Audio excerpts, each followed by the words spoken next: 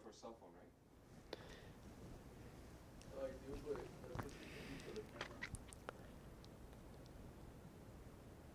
Welcome everybody, my name is Jeff Fowler. I'm the president of the Apartment Owners Association, and it is great to have you here with us today. And as always, we are bringing you content that is going to help you save money or make more money with your rental property. And so today we have a landlord tenant law expert for 25 years, if you can believe it, 25 years in the business. And they're going to bring us some really critical information whenever you're screening an applicant and a criminal record comes up. You really need to know how to deal with that, and she's going to cover that. And anyway, so we're really excited about this live stream. And before we get into it, just to introduce AOA to you, we're one of the largest individually organized groups of apartment owners here in the state of California. We're here to serve you, and the goal is to make you as successful as possible. And we enjoy doing it, and it's always a pleasure to bring powerful ideas to you. And last week was awesome. We had Zoran Windrich speak, and he shared ways that you could take existing units and split those to create additional units. There were also really some other very, very powerful things, really powerful thoughts, like the thought that a city inspector may tell you to do something that you actually really don't need to do because they don't know what they're doing. And so just having enough information so that you can run your property well and avoid having to spend a lot of money on costly repairs, but also getting things organized and put into place and avoiding issues as well. So it was very, very powerful, and you'll want to catch that. That's on YouTube. And go to our channel, the AOAUSA.com, and you'll be able to get that. Also, I do want to mention that if you want closed caption, you can go to Facebook and watch this live with the caption. And of course, you'll get the captions after. If you're watching this after the fact, then on YouTube you're getting captions as well. And let's see, next week we are going to be have a guest speaker that will talk about how to be in compliance with the balconies and the decks. There's a couple laws that are in place, and so you'll want to make sure that you take care of that if you haven't, and make sure that you know everything that you need to know if you do have a deck or a balcony. And also want to say that we will be taking questions, and you can put those questions into Facebook, into YouTube. Also, if you're watching from AOAUSA.com, there's a little blue help button, and if you put your questions in there, that question will get to me, and we can talk about it. And just one thing, like if I were to highlight just one thing this week about AOA, I would mention that we have the property management software that's really helped people save a lot of time doing their taxes for sure, and also just keeping track of everything. And we want to invite you, if you're an AOA member, to subscribe to that, and the first 6 months of it are free. Also, when you do sign up, there's some videos. You watch the first 6 videos, and then we can have a call and have an onboarding session. All that's free. And anyway, so really would want to encourage you to use that software. And then here we go. The next thing is introducing our speaker. So she's a property owner, and as I said, she's been doing landlord tenant law for 25 years. She's been the lead attorney at the Ted Smith Law Firm for the last 4 years, and she's based in San Diego. And so it's my pleasure to introduce to you today Dayle Vinzant.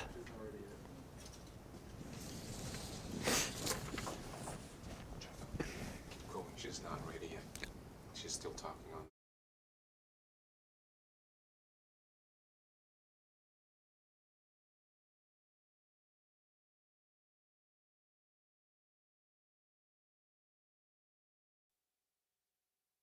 Of livable. We've been partnered with AOA now for some years to bring our ratio utility billing services to membership. And what really sets us apart, aside from quality service and taking great care of your residents and billing them back fairly and accurately for their fair share of utilities is that we have no minimums. So that means if you've got a duplex or a single family home with an ADU, we're happy to help facilitate the utility bill back on your behalf.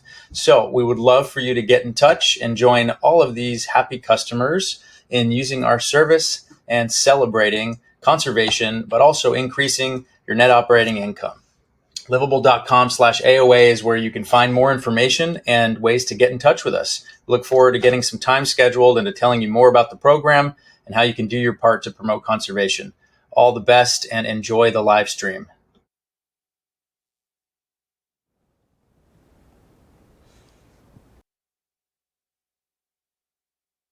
I'm an attorney here in San Diego for Ted Smith Law.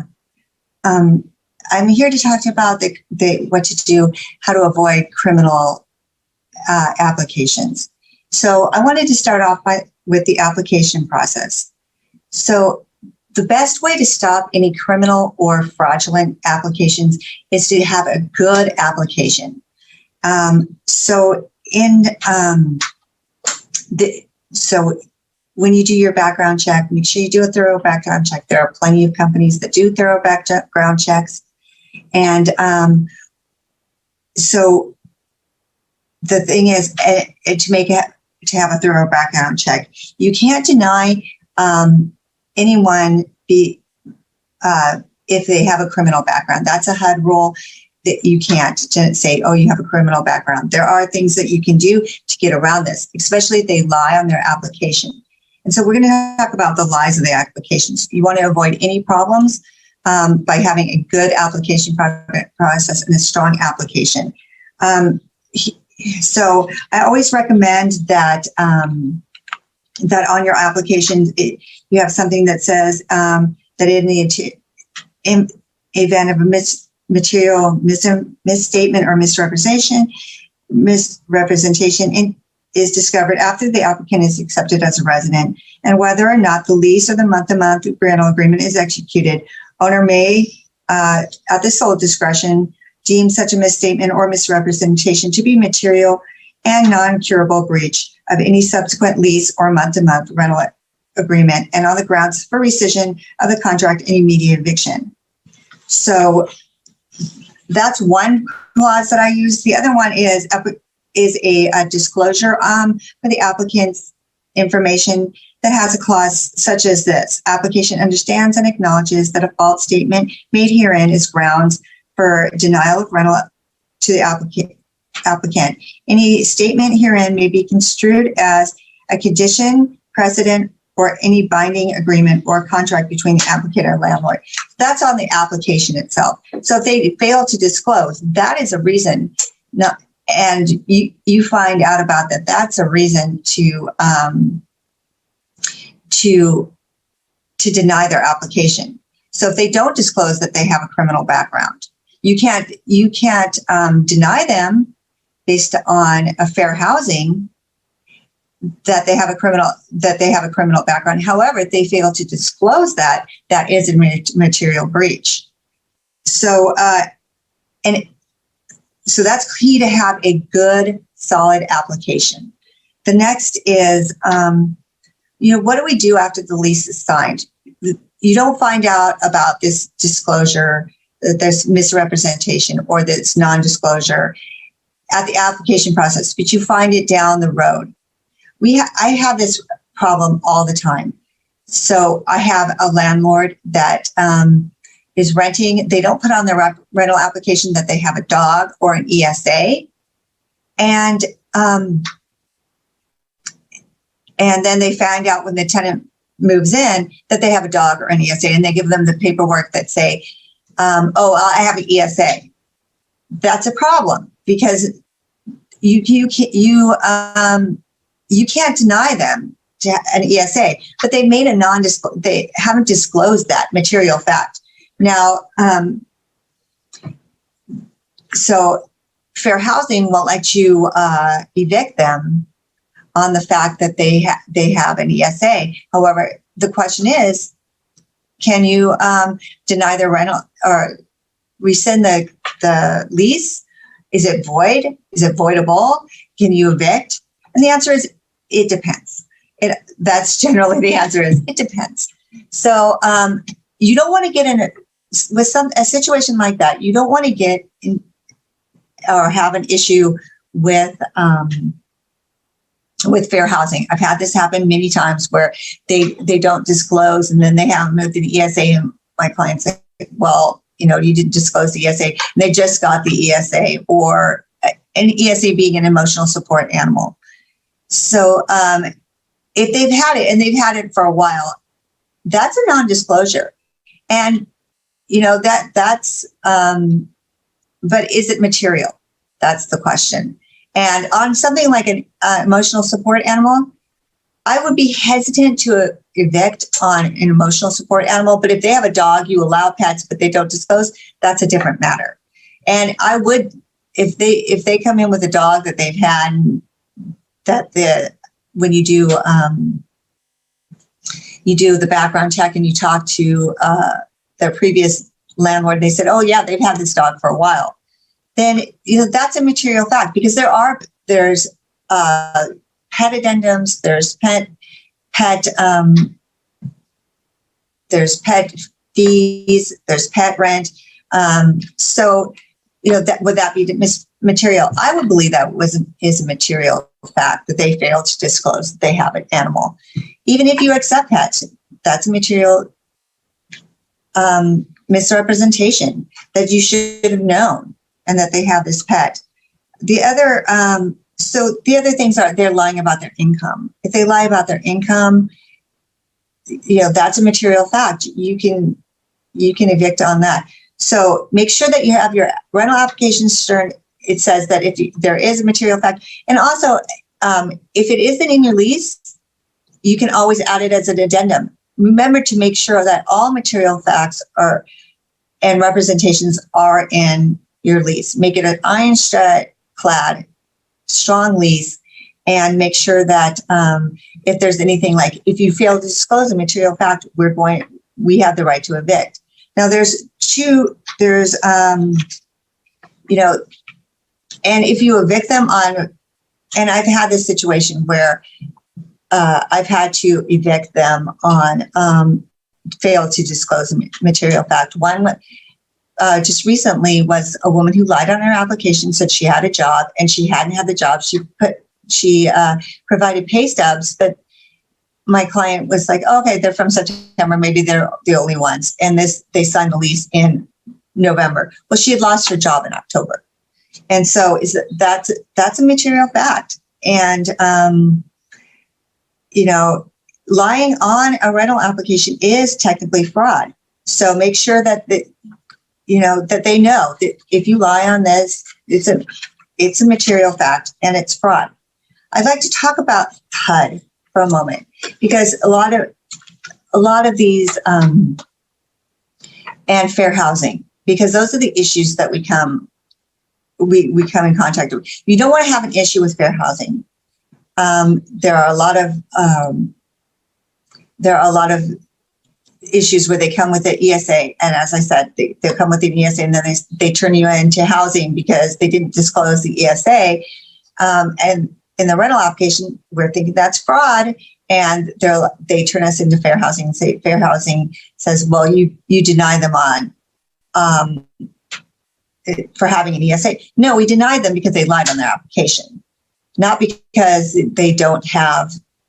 Because they have an emotional support animal. We lied because they lied on the rental application, and they lied when they signed the lease saying that they had no pets and that there's a no pet policy. Well, they need to disclose if there's an ESA, because there's a special addendum for ESAs. Or I would always recommend a special addendum for ESAs, making sure that they know, hey, upfront, we accept ESAs, but if you don't disclose an ESA to us and you have one, or you get one before you give us the information, make sure that they know, hey, that's not going to be tolerated. We don't want anyone who lies on their application. So with a HUD, and this is Section 8, but it's a good rules to follow, because then you won't have if you follow the Section 8 HUD rules, you won't have an issue with fair housing. So So terminating a tenancy based on the HUD, you can, if they make a material misrepresentation or fraud on the rental application and then sign the lease, you can go after them. So, you can evict them. Now, there's two types of eviction on this. And fraud, when I talk about fraud, I'm talking about which is a tenant knowingly providing inaccurate or incomplete information. So if the owner determines that the tenant has acted fraudulently, the owner may terminate the tenancy under the lease. A fraudulent action is considered not material non-compliance with the lease. So there are two ways you can go about it. You can evict. You can also go after them under the criminal code. So the first one that I'd like to look at is what is a material fraud? What is just an error versus fraud? So fraud should not be confused with a tenant error. So that's an unintentional program violation or application violation, which is they misunderstand. They don't understand. This happens, that they believe that they had, that their income was going to stay, and then after they terminate or they change jobs unknowingly, they misrepresent their income on the application. We're talking about people who knowingly or fraudulently tell you that this is the income they make. They give you false bank statements. And this is, in today's world, anything is possible. Anything is possible. So if it's an error, it is not a basis. It is a technical error, just simple Scribner's error. Sometimes, they may mistakenly put, that their income is $2,100, and it's, or it's $2,400 and they accidentally put $2,100 or $1,000 or whatever. So that's the reason for doing it. I'd like to talk about what you can do. What you can do if they know that they terminate, they knowingly act fraudulently. Now, I give that as a 3-day notice for nuisance, and under the nuisance law, you can terminate based on them breaking the law, and non-disclosure or fraud on a application is fraud. So so there's two ways. So I would give them a 3-day. There's also what's called avoidable contract,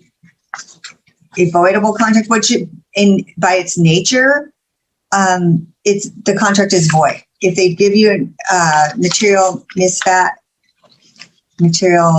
misrepresentation or fraud, sometimes the contract is void. And I'll give you several examples of what a lease contract is void. It's void on its face, which means it's not enforced by either party. The court treats a voided lease as if it didn't exist. Even if one party does everything they need to do under the list, they can't compel the other party to perform under the obligations. You don't have to do anything with a voided lease. The law automatically makes it void. So what do? You tell them, hey, give them a 3-day notice for nuisance. Say, hey, you broke the law, that you misrepresented, you committed fraud. This is what we did in the case that I was previously telling you about, where the woman knew that she lost her job. It wasn't inadvertent. She didn't lose her job after she signed the application. She knowingly gave fraudulent pay stubs for a month that she was employed, and then she knowingly gave these knowing that she had been. So we gave her a 3-day for nuisance because that is fraud, and that is voidable.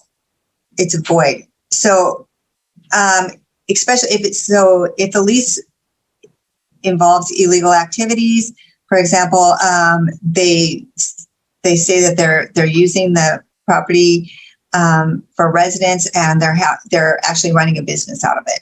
That's another one that comes up, that this property is being used for a business, and or they're using the business as a residence. That also comes up. That's not the purpose, and they never disclosed the fact that they were going to be living there. So that is void. So the other thing is, and this has come up a lot lately, some of these people who have mental disabilities are being placed and signing a lease, and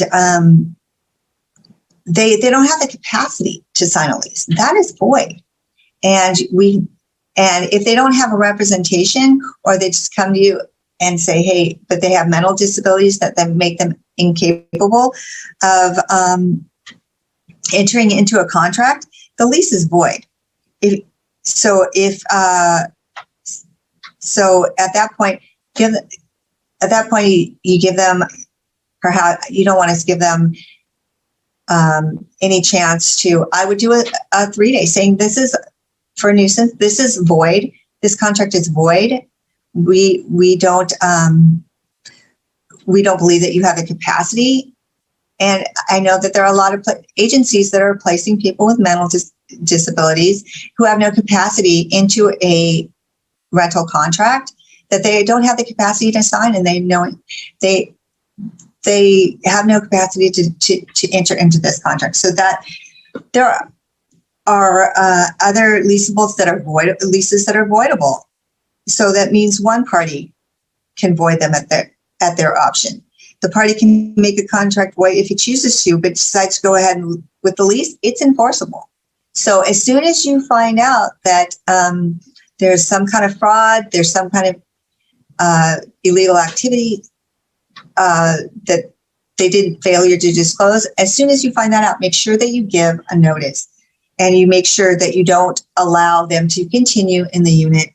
I had this problem last year where, that the property was being used, and they had let it continue for a significant amount of time. It was COVID. They couldn't do anything. They didn't think that they could do anything about it.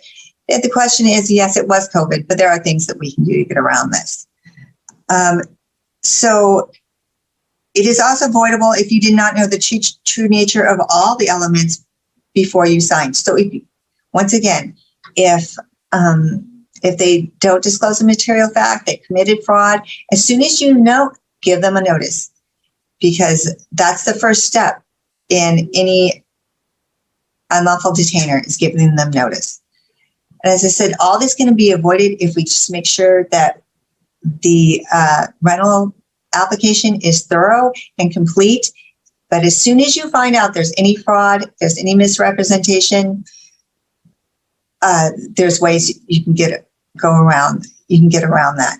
So and as I said, you can't, if they have a criminal history, law says you can't deny them based on their criminal history.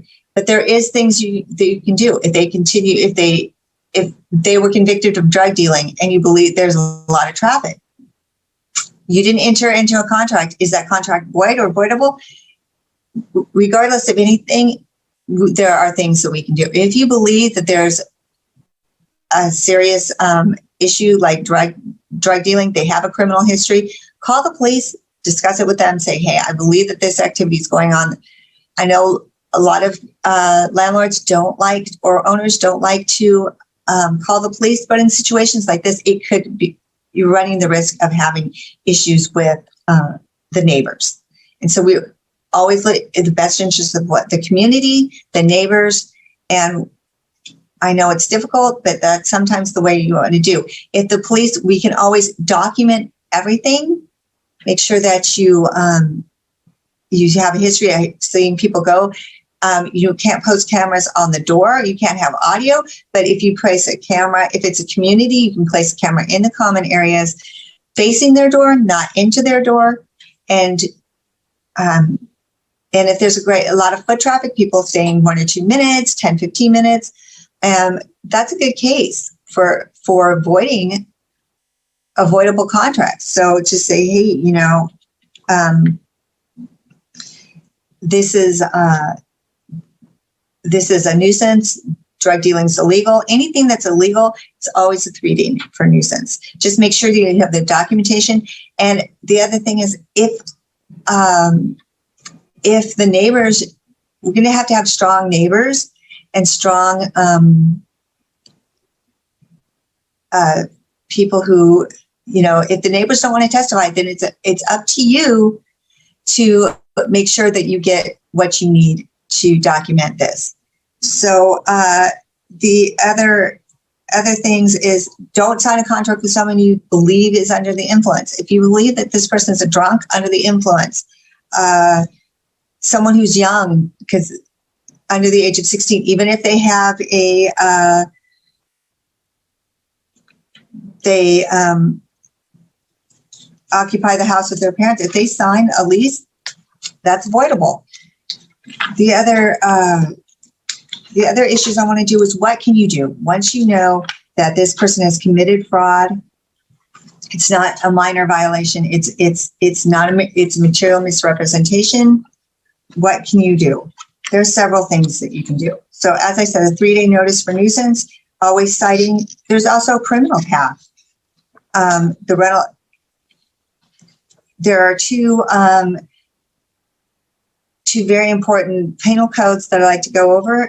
Penal Code 532 prohibits theft by false pretenses, which is defined as defrauding someone of money or property by the way of false promises or representations. This is prosecuted as a misdemeanor or a felony. Now, because generally your rent's going to be more than $950, and so that if it's under $950, then it is a misdemeanor. If it's over $950, it's a felony. So if they've only been in there half a month and the rent's $1,900, then it may just be a minor, a misdemeanor. So this is also what I would put in my notice for nuisance. If I find out that there's a material misrepresentation, I want to terminate. Generally, it's terminated, it's void, but the courts aren't going to allow you to evict on that. So the best, there's always a process of, oh, well, you need to get out. Well, they're not going to get out. So what am I going to do? So I'll give a 3-day for nuisance. You cite the Penal Code 532, which is the theft by false pretenses. So you put that in your notice, and then you say that's for every person who knowingly and designatedly by false or fraudulent misrepresentations, pretense defrauds another person of money, labor, or property, whether real or personal, and who causes or procures others to report falsely of his or her wealth or mercantile character, and by thus imposing upon a person obtains credit and thereby fraudulently gets possession of money or property, or obtains labor or the service of another, is punishable in the same manner and to the same extent as larceny of money or property so obtained. So this is the strongest one. There are other laws, and I'm going to go over that, but the section does not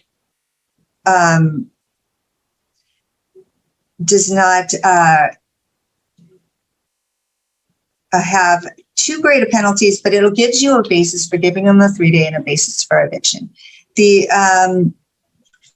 the property is worth more than $950, it is grand theft, and the maximum penalty for grand theft is up to a year in county jail, or 16 months, 2 years, or 3 years, depending on how it's charged. So if the property is less than $950, then false pretenses of petty theft, the maximum penalty is a fine of $1,000, imprisonment up to 6 months, both fine or imprisonment. The importance of letting them know, hey, this is the law that you've broken, and So this is the way you're going to prosecute. And I'm not necessarily saying that you need to call the police and have them arrested. Of course, that would be an ideal situation, because then you could get your property back immediately. But if you don't want to go that route, you don't want to call the police, or the police do nothing in some circumstances, then put this in your 3-day notice. Detail what misrepresentations they've made, and that's the basis for your eviction. And then you can start the eviction process after. And a 3-day notice for nuisance is 3 business calendar days, not 3 business days. So it includes the weekends. So if you serve it on a Friday, you can go to eviction on Tuesday, because it would expire. So it would be Saturday, Sunday, Monday, eviction on Tuesday. So, and don't wait on any of this, because waiting on this could be a waiver. So saying, if you find out the fraud, make sure that you go and do a 3-day notice, have an attorney prepare a 3-day notice for nuisance. And that way, we can move on with an eviction, because you don't want anyone who's committed fraud to be in your unit. So there is another California Penal Code I'd like to briefly discuss. It's got a little bit more penalties, but also it's a little bit more difficult to prove. So because under California Penal Code section 484, a person who uses fraud or deceit to obtain possession to money, labor, or real property is guilty by theft by trick.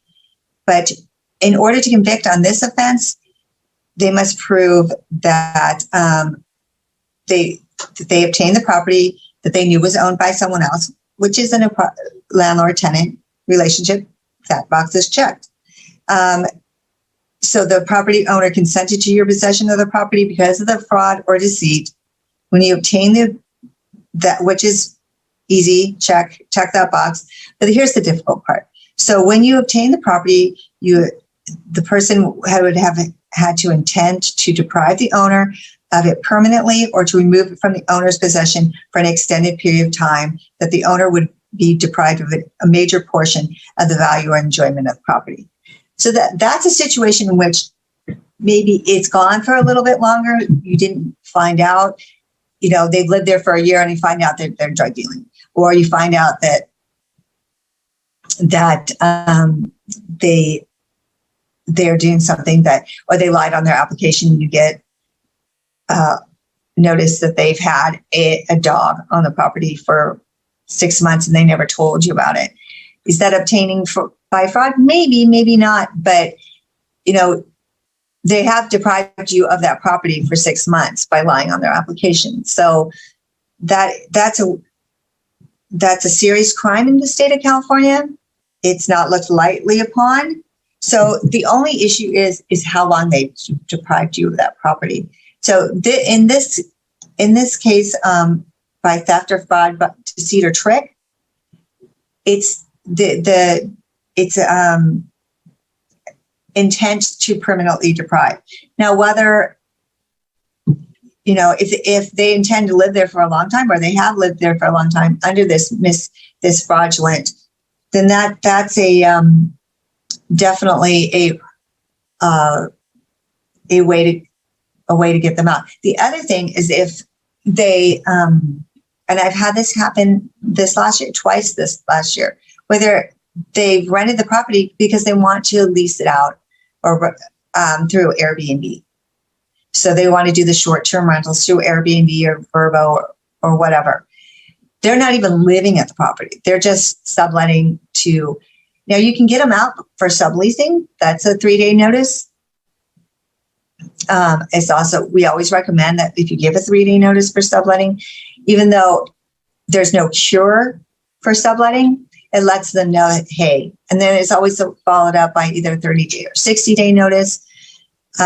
Just to be on the safe side, California, because of the climate and the atmosphere right now, it's a difficult time to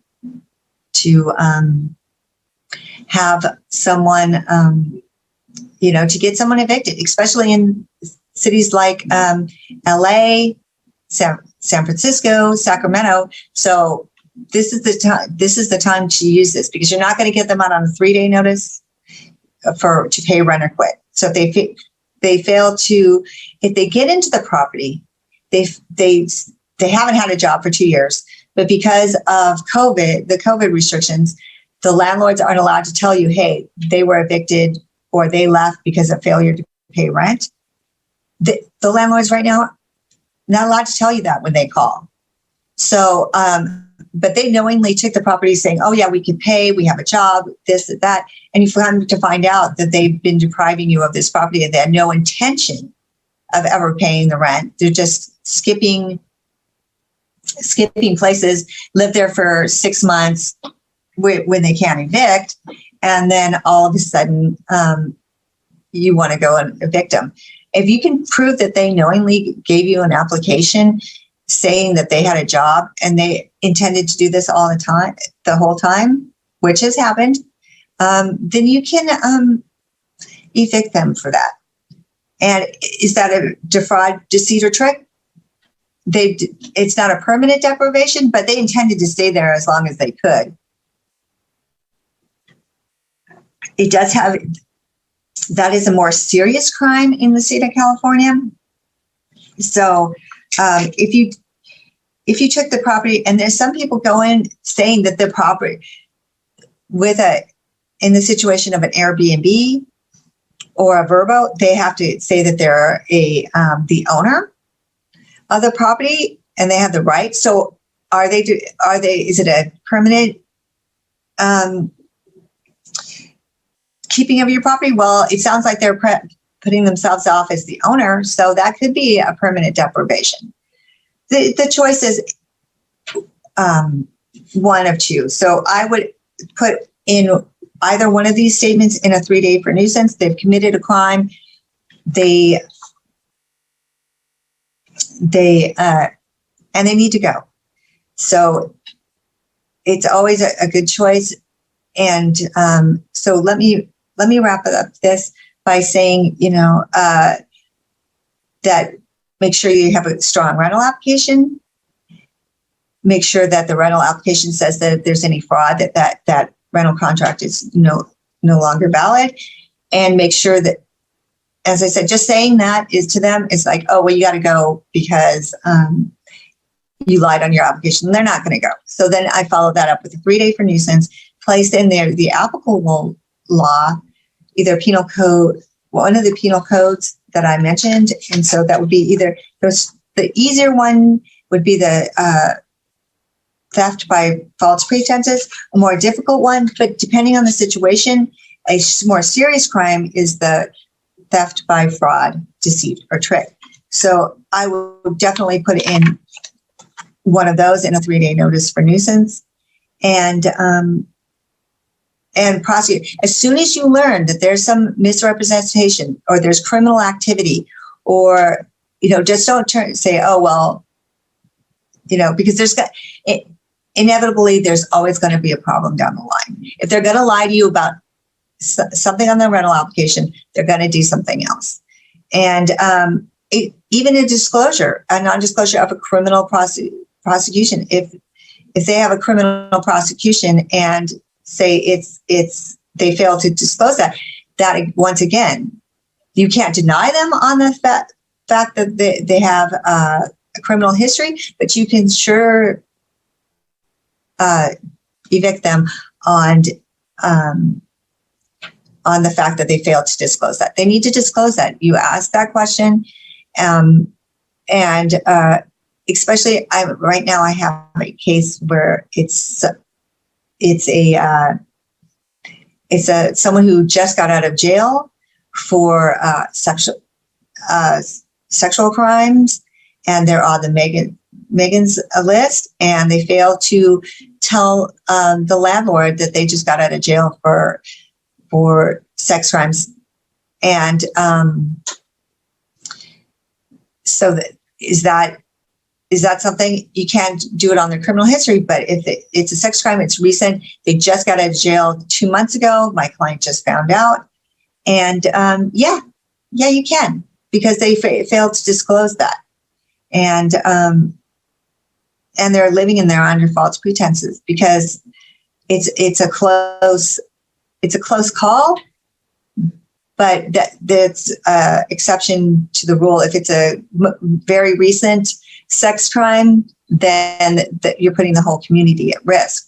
Now, you can't tell the whole community what's going on, but you can certainly ask them to leave, saying that they're a danger to the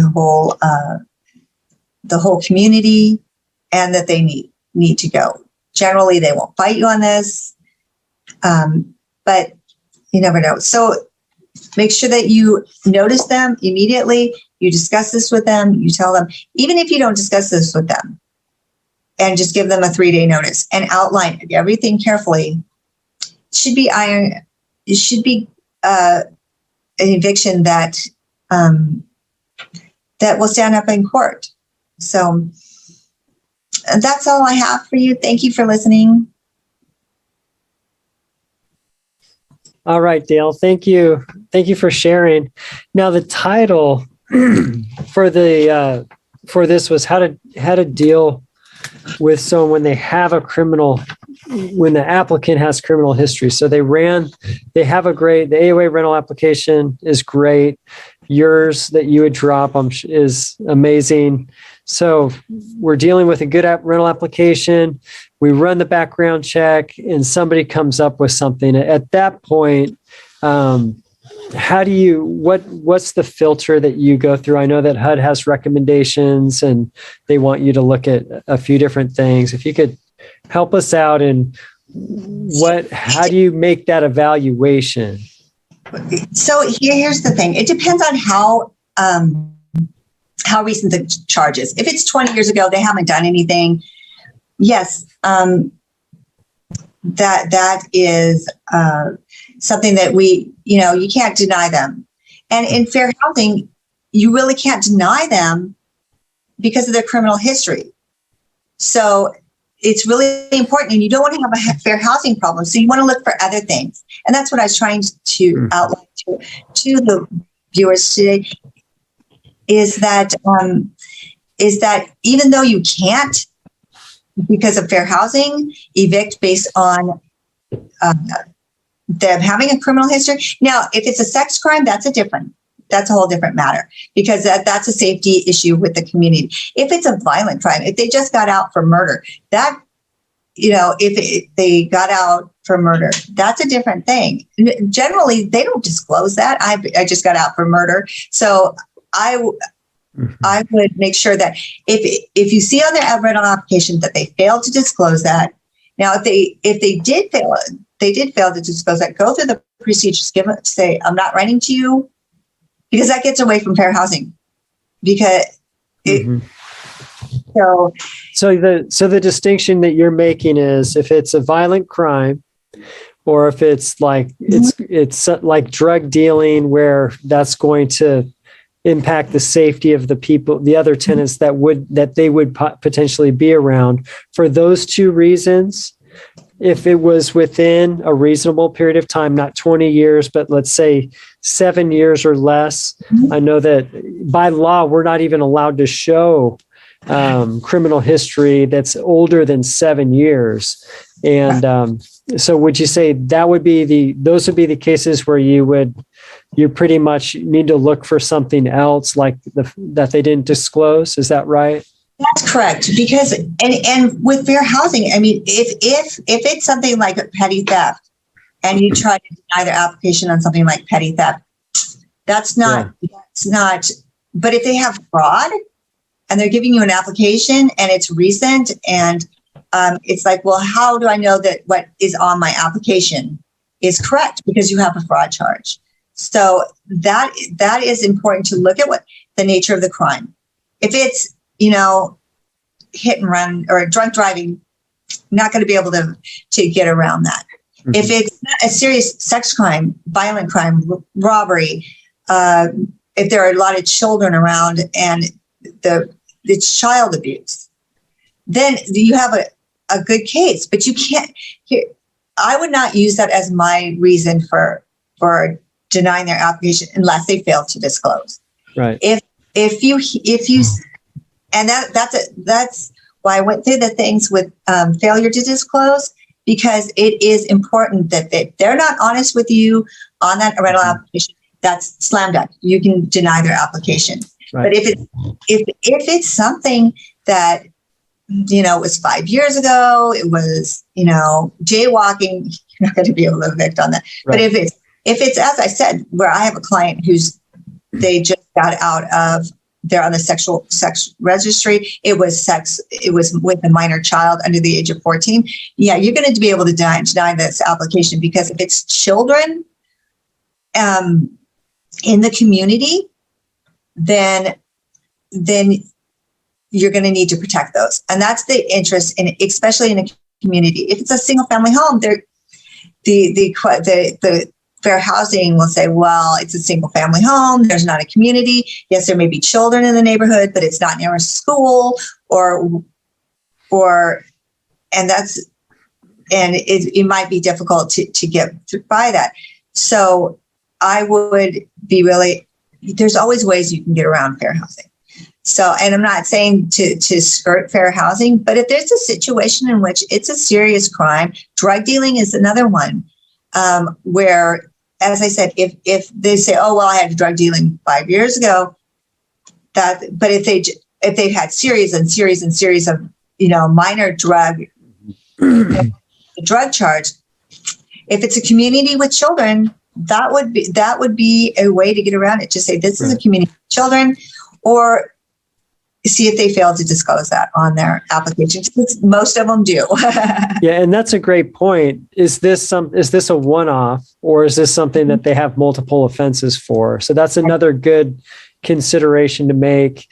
And then I guess one other thing they say is there any evidence that they have been rehabilitated from whatever offense that they committed? Like I know in Texas, I was in Texas for a while, and they call it the Prison Entrepreneurship Program, and they take inmates and they put them through a lot of different education, and they give them life skills. When they get out, they have a support system around them, and the recidivism rate for them is way low compared to the average person that leaves, that comes out into the world here. And so, yeah, have you noticed it? What could you speak to that for us on? Well, and I firmly believe if they went through a drug program, if they went from transitional housing, that says to me, if they did a program, if they got a degree in jail, and look at the jail term. If they were in there for 3 weeks, yeah, and then not as serious as the crime as if they were in there for 6 years, or they did federal. It also is if it's a federal crime. I mean, they give them more time, and they're generally on probation if it's a federal crime. So or parole, and that's another thing. Do you want a parolee if on your property? And I don't necessarily want my parolee on my property, because if they violate their parole, I'm going to have the parole agents at the property knocking down door. And I have had that happen, where they placed a person, they found out subsequently that he was a convicted sex offender, that and then how she found out that he was convicted sex offender was because it did not come up on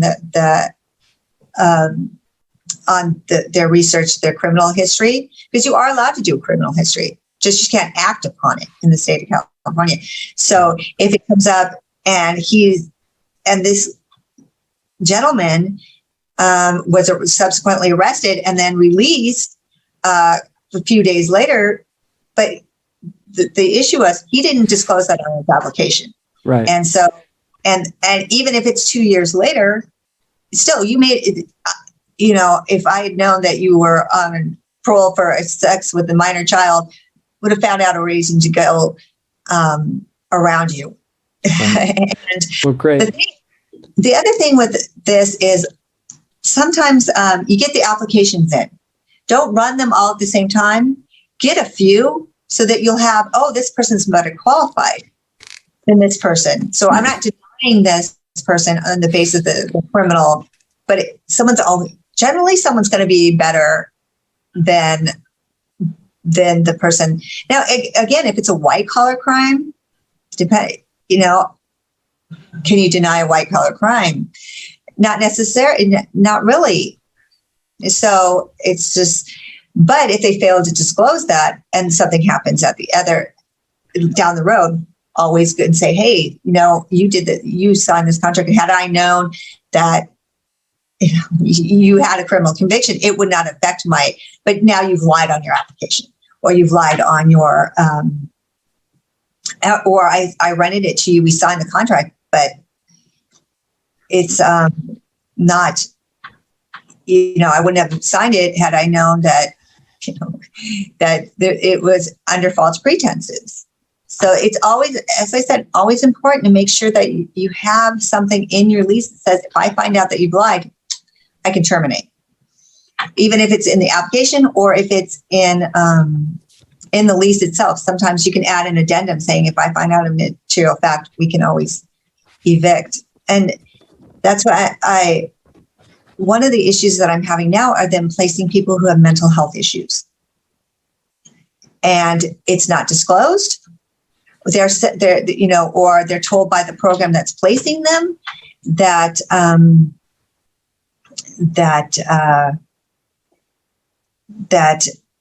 they're fine, they're not a danger, and these people turn out to be a danger to the community. I have one that this I'm going through right now. He signed the contract, but he wasn't capable of signing. He had serious mental health issues, and the attorney on the other side was telling me that that he's not a danger. I'm like, when he's on his medication, I'm like, well, how do I know that he's not a danger? He's walking around with a billy club around our community.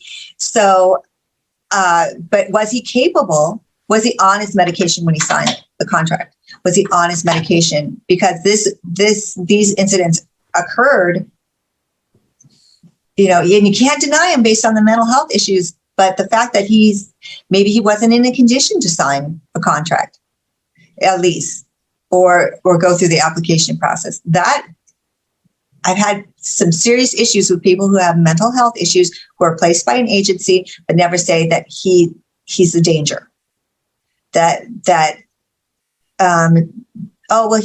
just has some mental health issues. Well, you can't deny them for fair housing because of his mental health issues.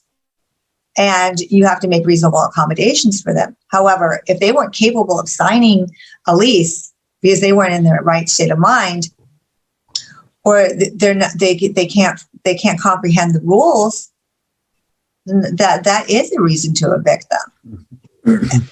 And based on the fact that they're a nuisance to the whole community, right, is also a reason. Well, great, Dayle. Thank you. Now, Dayle, everybody, for the viewers, Dayle is in San Diego. If you're in San Diego, if you're in that area, that's the areas that you service. You're not up in Orange County, are you, or are you? No, we are not. Yeah. Okay. However, we do keep our fingers on the pulse of Riverside and San Bernardino. Okay. So if you have an issue with San Bernardino or Riverside, give me a call. I have my calls on now. I'm not trying to do anything in LA, San Francisco, or Sacramento. Right.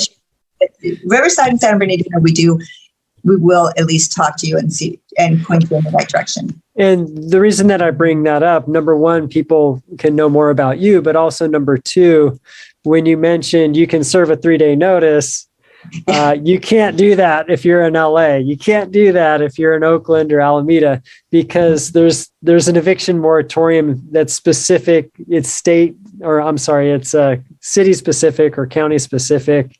So just to throw out that little condition there for that. And then the other one that I think people can get goofed up on is how do you count the days? So I know that if you're serving a 3-day for non-payment of rent, you can't count the weekend.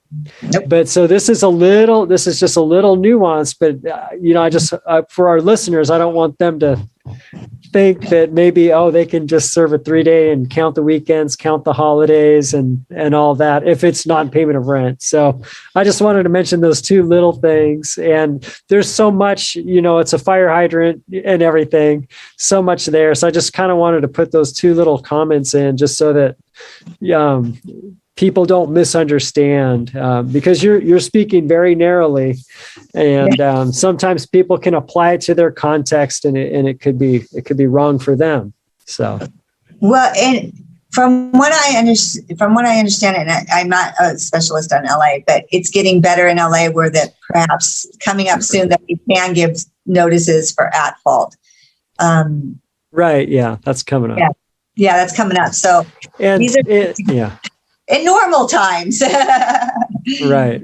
And so that we won't even open up the can of worms on that one, but we will take questions. So I don't know. Let's see what questions we have here. Yeah, we have a bunch of questions. And let's get to these real quick. How much time do you have? I want to make sure I have till noon. So. Okay. So we have a little while. All right. And anyway, guys, thank you so much. I know that many of you, some of you came in late. Some of you were with us there at the beginning where we were kind of in and out. But anyway, man, if you missed the beginning, and also if you happen to miss last week, man, you want to go back and see last week. Zorn Windrich is just quite a personality, a national treasure for sure, with just the information that he has. And he helped set up the code enforcement program in LA. And he just a real wealth of knowledge, but he has an eye for taking a unit, looking at that and seeing if there's a way to split that and make more units out of it.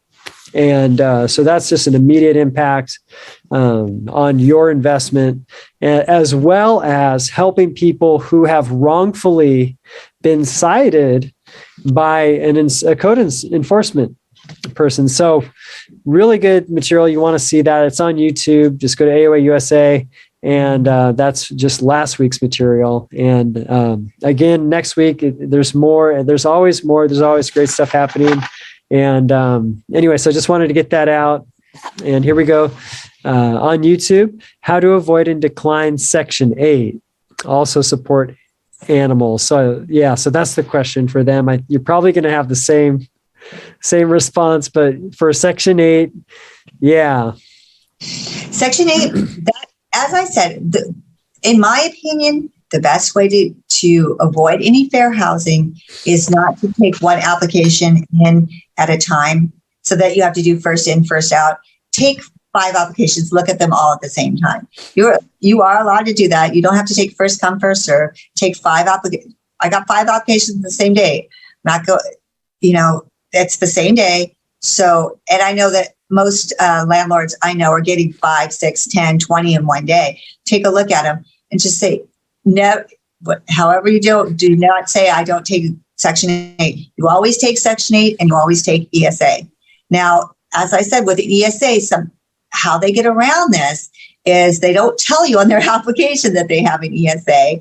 And then all of a sudden they have a ESA that's a puppy. Now, personally, I don't see a puppy being an ESA because they're more trouble than they're worth. And but did they commit fraud? Yes. Are you going to have a fair housing issue? Possibly. And so that's with ESAs, and especially Section 8, you never deny them on that basis. There's always another way to get around that.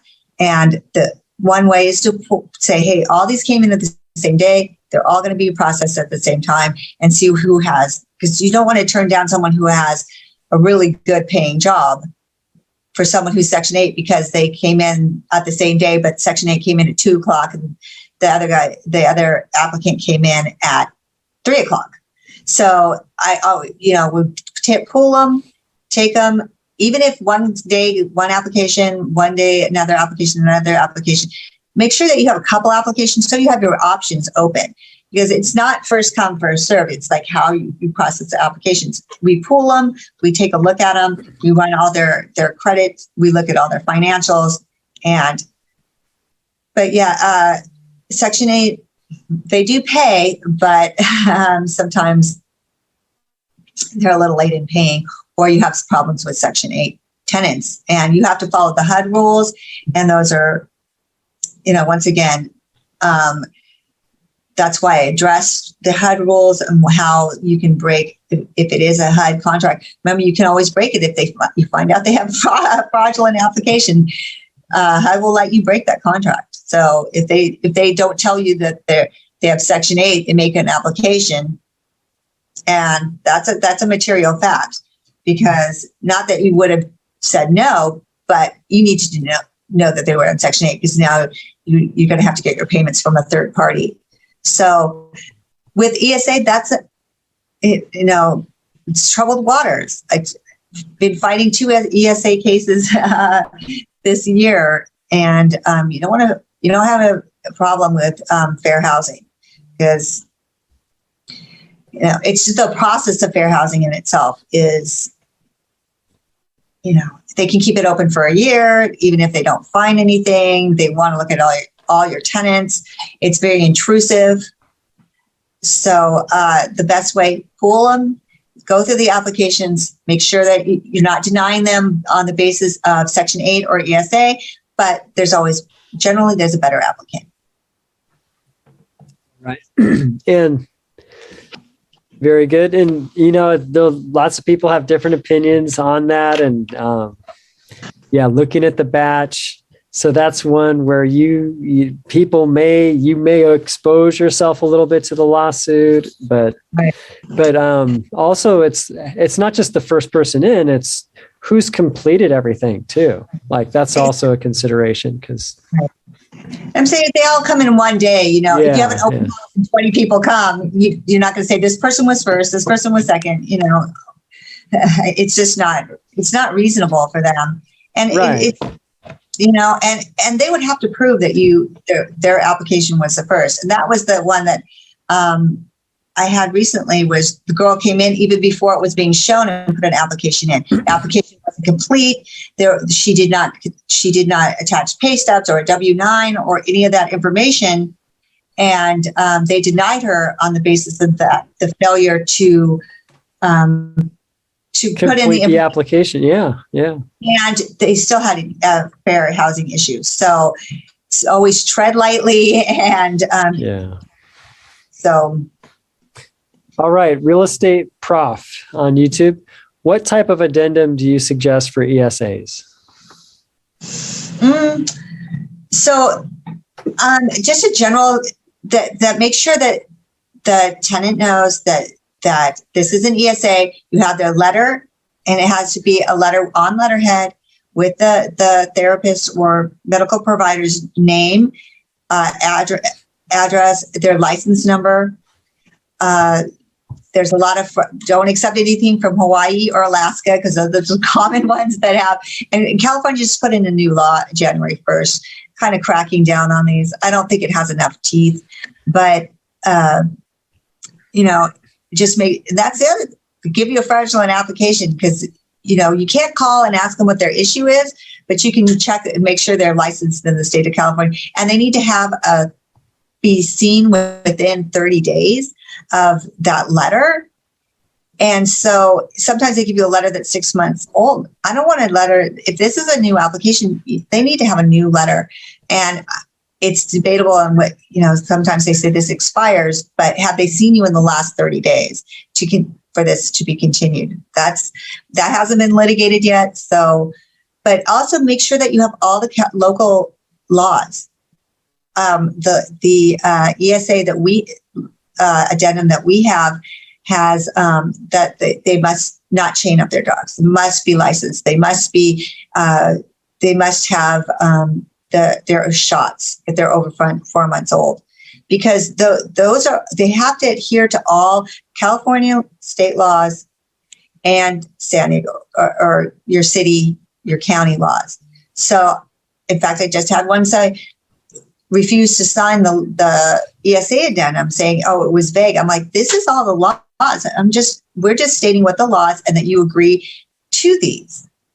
And so ours is San Diego specific because it includes all the San Diego laws. But if you call us, we'd be happy to let you look at ours. And So we're more than happy to share that with people. And I think the AOA has a pet addendum also. Yeah, So the AOA does have a pet addendum, but ours is San Diego specific, making sure that, this is, you have to have your dog licensed. Make sure that you can ask for the medical records.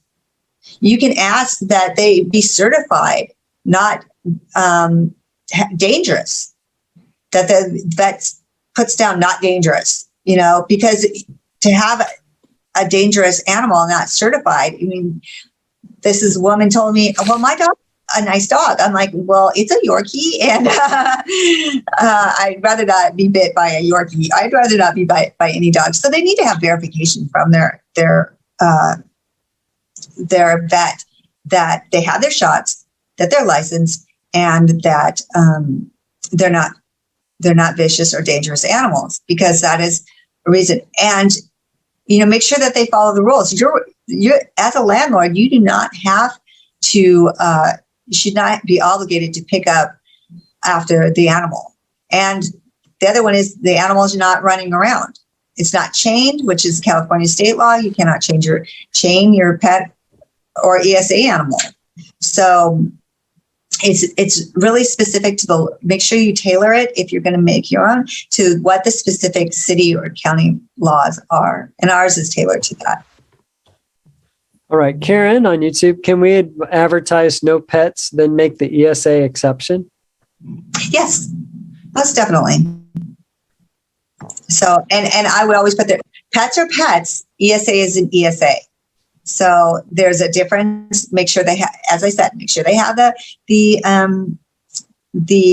letter from the medical provider, and what the pet, what the ESA provides, what kind of emotional support, what it does. You don't have to have a diagnosis, but what the ESA support animal does, care, comfort.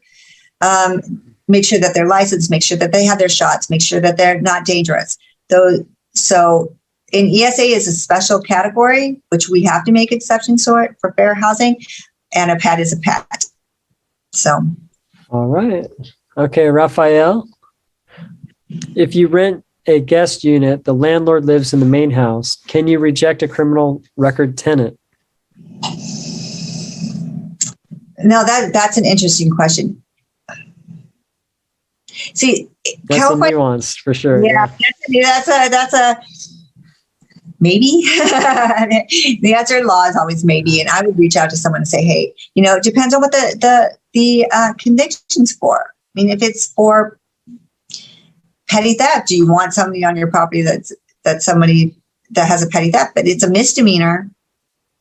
It may, but if they're a sex offender that's recent, of course. So it just depends. Be very nuanced if you tread lightly on that. Yeah, that one, I think if it's in your own house, I think that it's not the standard changes. I think, if I remember right. But he didn't say it was in his own house. He said it was a separate ADU. Oh, okay. Yeah, it's a guest. It's a different bed on the same property. Yeah, okay. Yeah, then that would be not what I was meaning. Okay. Yeah, if they're in your residence, that's a whole different matter, and you have a lodger. Yeah. So, Rafal, that was a great question. And then the follow-up question was, what if they have their ex-convict boyfriend move in? Well, is he on the lease? Yeah, he's not, right? He's not on the lease. So she's subletting an unauthorized occupant. And that's always, and I know in San Diego, an unauthorized occupant is not curable. So even though I always give a perform or quit on that, I always follow that up with either a 30 or a 60. As I said, in San Diego, that's how I handle it, because that gives them notice that, we're not accepting, we don't accept unauthorized occupants. Remember, if you accept rent from that person, that's waived. So never accept rent from an unauthorized occupant. Very good. Good point to make there. Okay, Tina on YouTube. How likely the tenant can be evicted due to nuisance if the tenant lied on their application in San Francisco And currently the court is overwhelmed with non-payment of rent evictions during COVID-19. And I don't handle San Francisco, so I know that LA is opening up. Now, if the exception is, and correct me if I'm wrong, but the exception is a health and safety. If there's a health and safety exception, if it's fraud and it's a serious misrepresentation, it may be health and safety. Right. And, we're going to have also for you there, you're in Oakland. We'd love to meet you in Oakland on June 23rd. So that's right around the corner. So you can go to the AOAUSA.com website, click on the seminars tab and sign up. Richard Beckman, he's a landlord tenant law attorney. That's up there. He'll be presenting. So he can answer your questions in person. And I know YouTube's a little frustrating because you can't get all of your questions in. And, we're trying to go in order and everything, and we may not get to everything with time limitations, but yeah. So hopefully we'll see you in Oakland. Okay.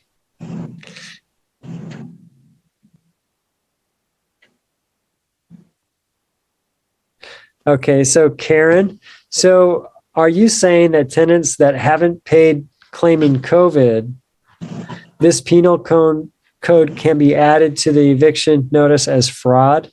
No proof of COVID application like she claimed. No. So what I'm saying is if they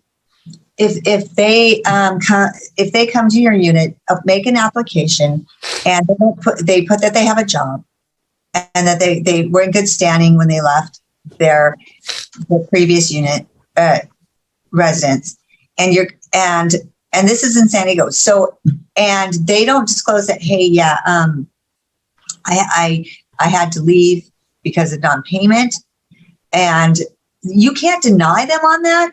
But if they give you fraudulent documents saying I'm employed when they aren't, then you can definitely, in San Diego County, you can evict on that. Right. I think I had the same thought cross my mind. What she's talking about is because there's some fraud going on.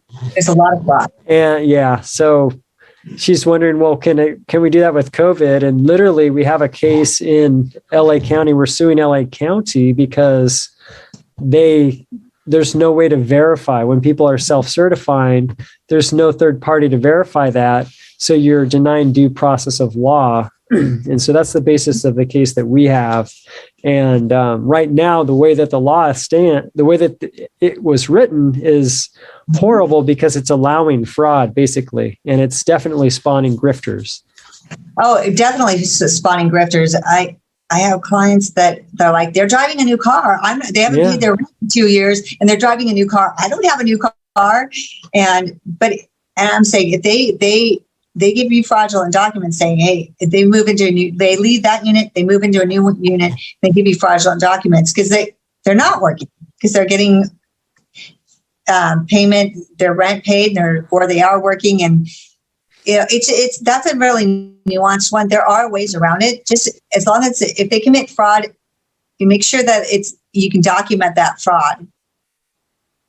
Right. All right, Michael, any thoughts on how the law applies to illegal immigrants with criminal records in their country of origin? Well, there's nowhere around that. How are you going to, the thing is if they don't disclose that on their application, you find out it's fraud. However, how are they going to, the issue is how you're going to find out that it's fraud, because there's no ability to find out. In other countries, I have not heard of anyone being able to find criminal records in other countries. If you find out that they fled Mexico, came here, and are working, and they have a sex crime, that's why they fled Mexico. That may be a little bit more a stable foundation. They're gonna have to document that for sure. Like, unless you can get a transcript, a record internationally, that's going to be not going to work. No. All right, Munir, what can be safe what can be safely said or mentioned when a new landlord asks for a written reference for a tenant who owes a ton of money? Especially when asked if we will rent them again. Oh man. That I have, it's called a neutral reference. Okay. Now, if you tell someone this, or if someone tells this to you, it's a neutral reference, but you know what it means. Because I have neutral reference requirements on stipulations that I make with legal aid. And they're like, you have to give a neutral reference, which is you state the date that they moved in, the date that they moved out, and what rent was due on the first of the month. And you said, that's all I have. Thank you. And you hang up. That's a neutral reference. That's fulfilling any obligations that you have if you have a stipulation from another eviction and you're not, your hands are bound. And so if someone tells you they lived here from here to here and they pay this much rent was due at the beginning of the month, thank you. You know what that means.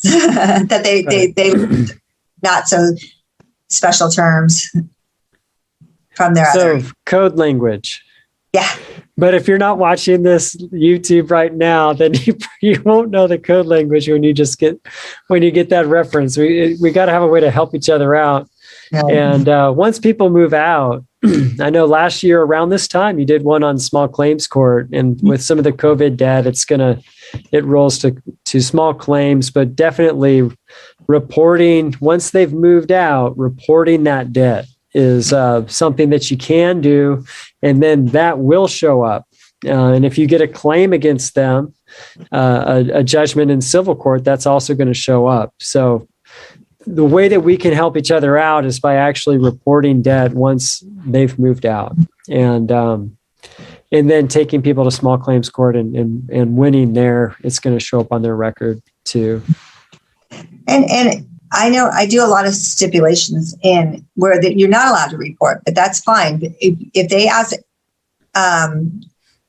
ask you, just tell them they lived here from this date to this date, and this is how much rent was due at the beginning of the month. And then that you're not reporting it to a credit agency. You're not doing because at this point, after 26 months of COVID, most landlords want to get the tenants out, and because they're underwater or whatever. So there's a lot of stipulations where it's like, we'll waive all the rent, just go so we can rent it in a great market. And so also look for a tenant that has a big gap in their rental history. You know, it's like they're not they have this landlord, they were evicted. And even if they have a stipulation, they don't want you to talk to their previous landlord. That's a big tell right there. Right.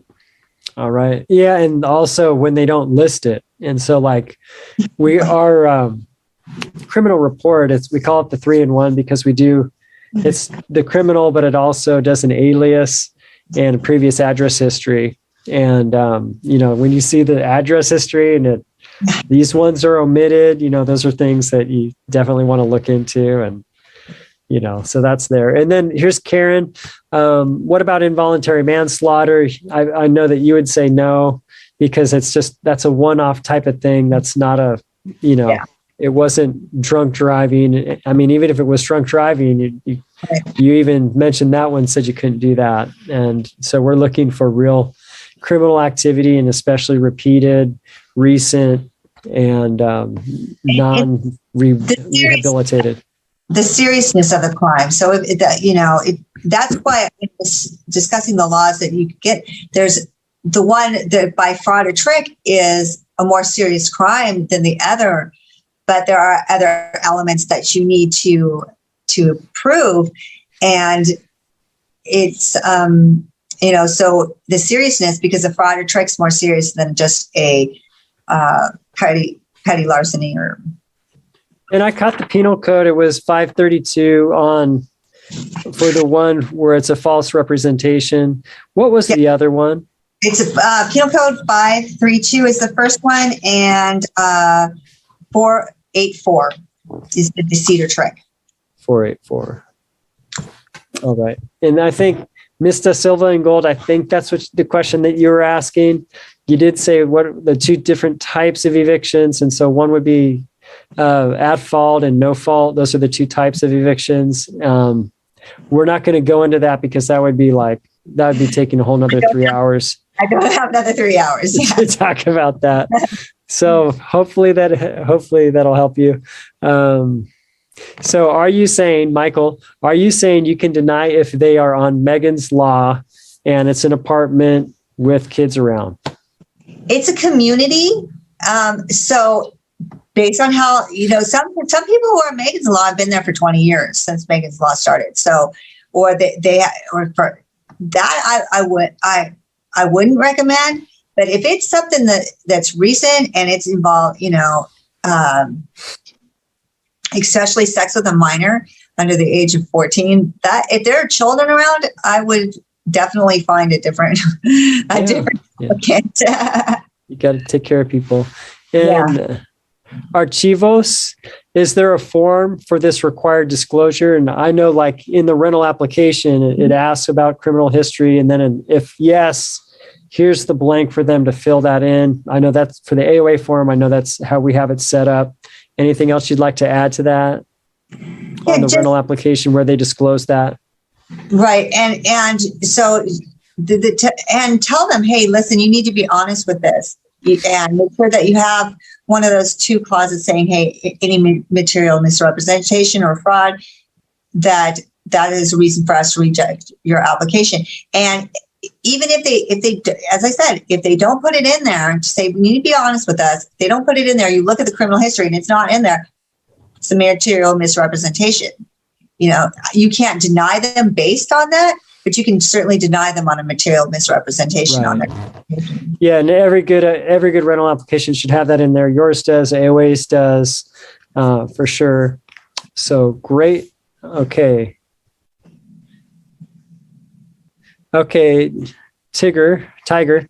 Eviction moratorium is so harsh on landlords. Just wondering if tenants did not full disclosure about their history and moved in, can landlords proceed with an eviction?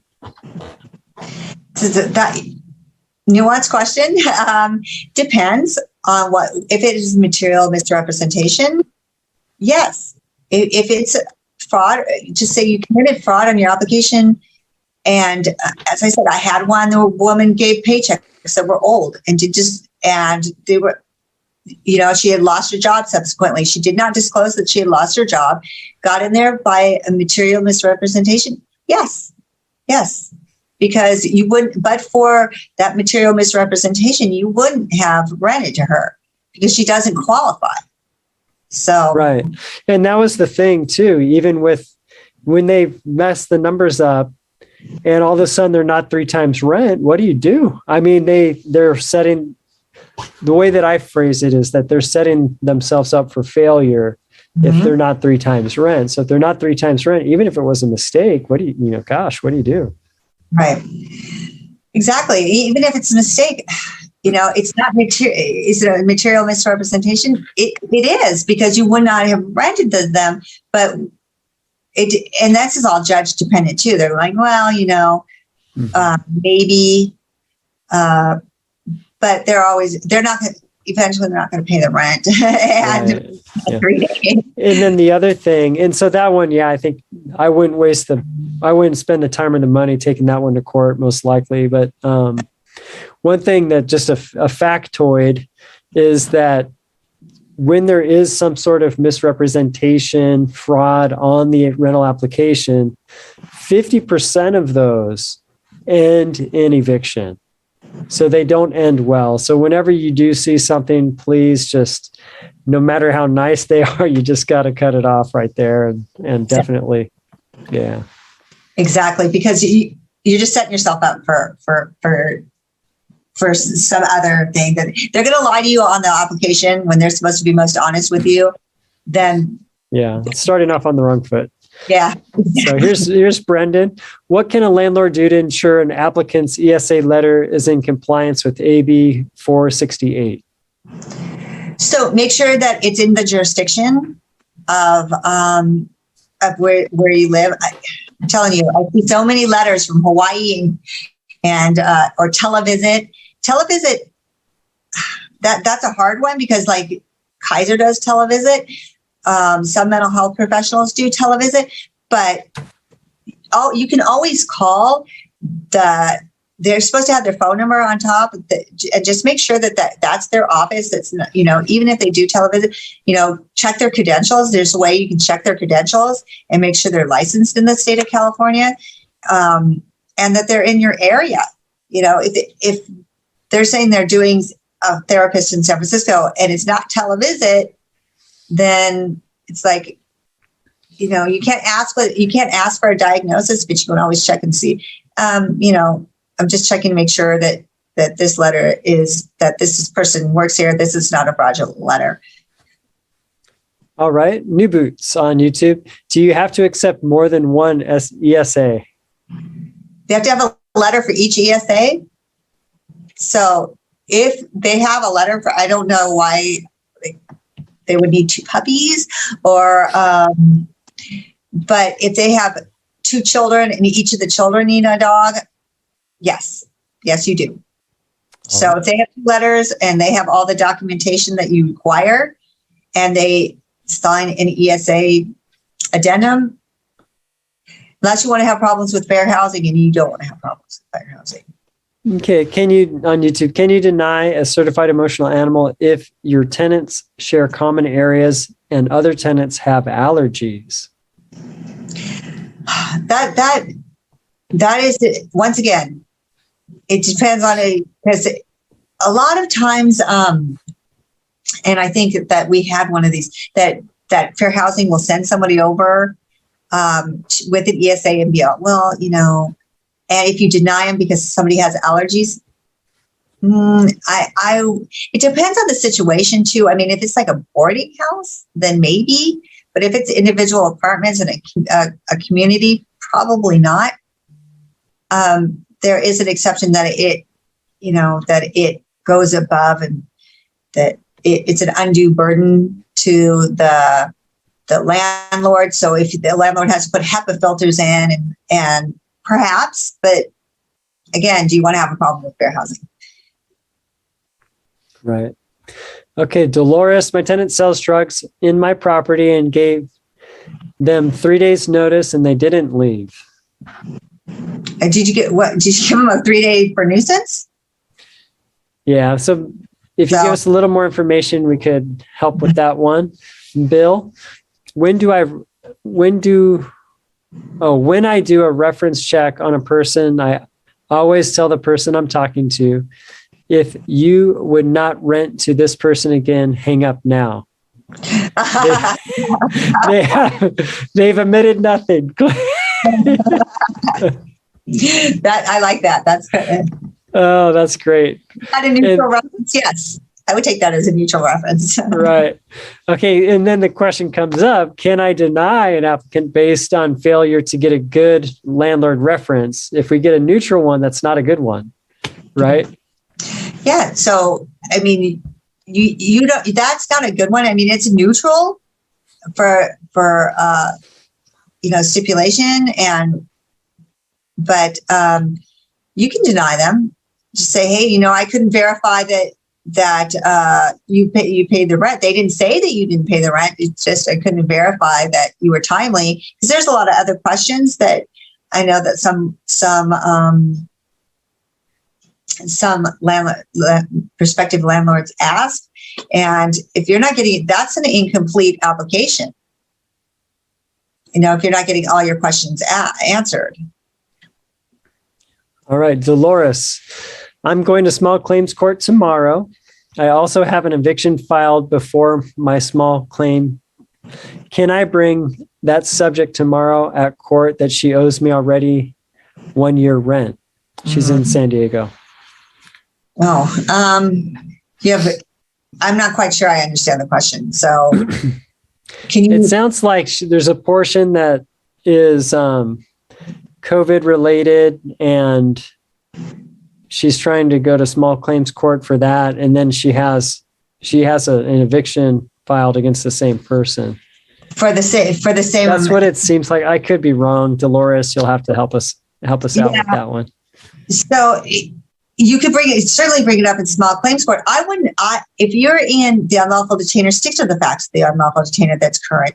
If you're evicting them on a 3-day notice for after April, May, June, or April, May, then just stick with those facts. If your small claims is for the rental debt from September to September 2020 to September 2021, then that's those are two different matters. And I would stick to the facts to each case. And also, Dayle, she did a whole live stream on how to prepare for a small claims court. So definitely go watch that one. Just search that on AOA USA or AOA USA on YouTube, and how to prepare for a small claims court. I think that's the title. And that should come up, and you can look at that, but you probably want to call Dayle. She may be able to help you with last second prep for that if you need it, Dolores. And good luck to you for sure. If a tenant commits a crime off property, can you evict them? It depends on what the crime is. It's all, it depends on what the crime is. So let's say it's they're convicted of child molestation. I would, because especially if you're in a community. So, because at that point, are they a danger to the community? And I would say yes. You could, it's nuanced. Yeah, that's an interesting one. I hadn't thought about that before. Yeah, but I'm sure it happens, right? All the time. But especially they're going to go to jail. You're going to go to jail for something. You're going to want them, at least give me a 30-day notice if you're going to jail, because if you don't want to have to evict them when they're in jail, although it is easier. All right. Nancy on YouTube.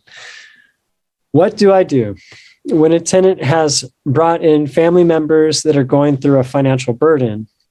Can I still ask them to apply and then reject the person if not qualified? If they're not on the lease and they're in there, you don't even have to accept them as tenants. They're unauthorized. They're not on the lease. That's a lease violation. You can evict. If you've accepted rent from them, which just never do, then you're going to have troubles. You can accept that, see if they qualify. If you want to add them to the lease, see if they qualify. And if they don't, you can ask them to leave because they're unauthorized occupants. But in my experience, it's just better to get the unauthorized occupants out, especially if it's a 2-bedroom and there's 6 people in there. Now we got health and safety codes also. Right. And then when the renters leave and you're left with just them, then you have nothing. So not good.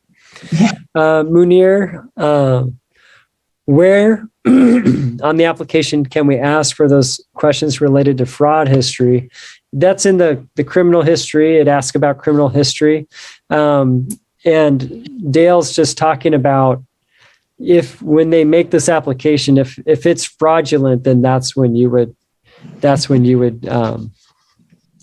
decline them based on the fraud in the application.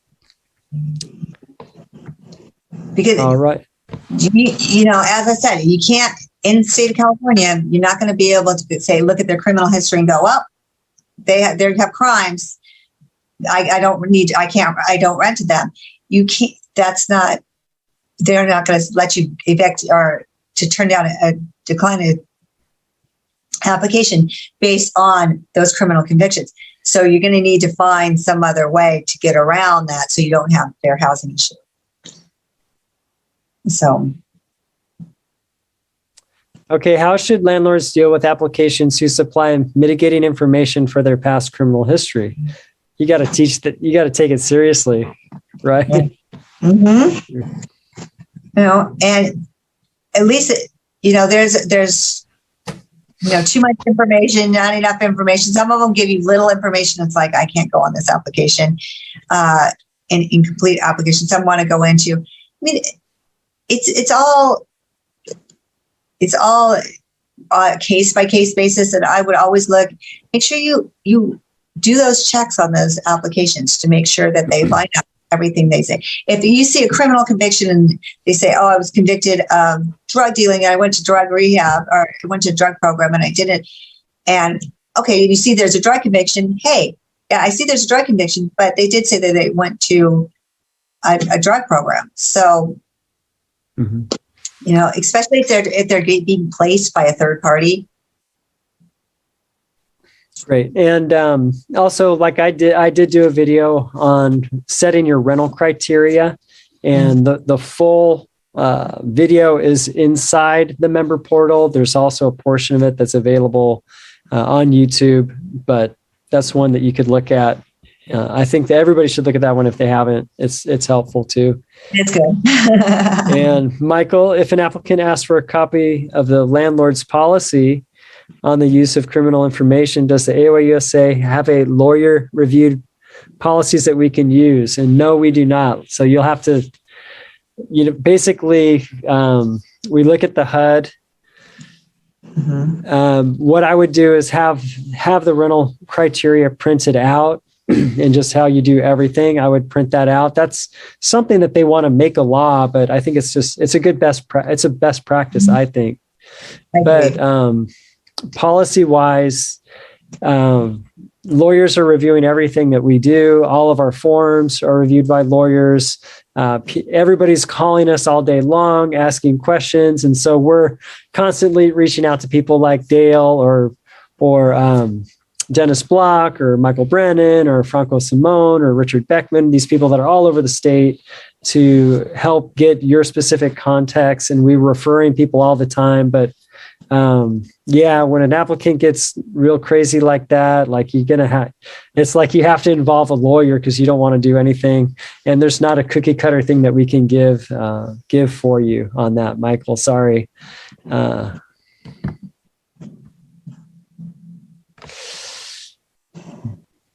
Let's see.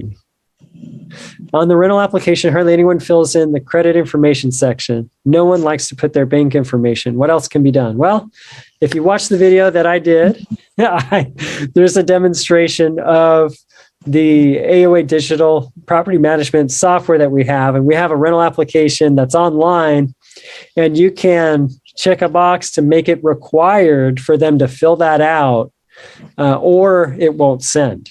They won't be able to submit the application.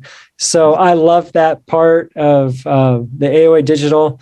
And it's free. First 6 months of it are free for AOA members. I mentioned that at the very beginning. And anyway, so that's another great benefit of that program. And it helps you maximize your AOA membership. Plus that rental application, the information from that does go into your member portal when you do run your tenant screening. And anyway, so that's one thing that you can do. And just tell them, you have it in big, bold letters there that, hey, we're not going to receive a partially filled out application. And so if you like the tenant, then you have to go back and get them to fill that out, because if something ever does go south, then all of a sudden you don't have the information that you need. Whether you're going to small claims court or whether you're doing an eviction and you're trying to collect, you need that information, and you got to insist on it or move on. If they don't want to give that, then what's that telling you about them, right? And it's a reason to deny. So yeah, and that's it. That's right there. When there's already 20 other applicants, then you just move on, right? Yeah. Any thoughts, Michael? And this will be our last question. Any thoughts on including timely notification of material changes, which would include convictions, job changes, losses, as a lease clause that can be used as grounds for eviction? That's an interesting question. So you can add, if there's any material, it depends on where you're at too. So, but if there's any material, this is when you have a good relationship with your tenants, where you say, hey, if there's any material breach, you need to let me know so that we can update your files. If there's if you change a job, we need that information. If you change your phone number, we need that information, because that's pertinent information to for our application process. So I would make sure that you let them know, hey, we need it, within 2 weeks or whatever, 30 days generally. let me know. You change any pertinent information. We need to have that information to update into our portal. And Michael has this question. The AOA form for qualification criteria, that's the 100Q, for renting includes a line for favorable credit history with a minimum credit score. Can we legally deny an application solely on the basis of credit score? Yeah, if you have someone who has a higher credit score, you're going to want to take them. So yeah. Yes, yes. And because you set that bar, and you got to keep it there. So you can't deny this person. And then 6 months later, the next time a unit comes due, there's another person and you just really like them. And you can't take them if they have the same credit score. That's where you get in trouble. So you set the criteria so that it's helping you avoid being discriminatory based on something that, maybe that you don't like about them. So yeah. So there you have it. That 100Q is an awesome form. Definitely go through it. The video that I did, we kind of worked through that form. And anyway, but thank you so much, Dayle. I know you were like in court, like right as we started. Things were a little nuts, and I'm like, oh man, she's got to make the switching cost between what she's doing and then presenting. But so thank you so much for taking the time to be with us. And I had technical difficulties too. So it was like in between the court, the technical difficulties, and poor Israel. Hey, but what's great is we can go back and we can chop off the bad parts and then make it better. But for you guys that were live, thank you so much. We'll see you next week. And have a great day. Everyone have a good day. Thank you.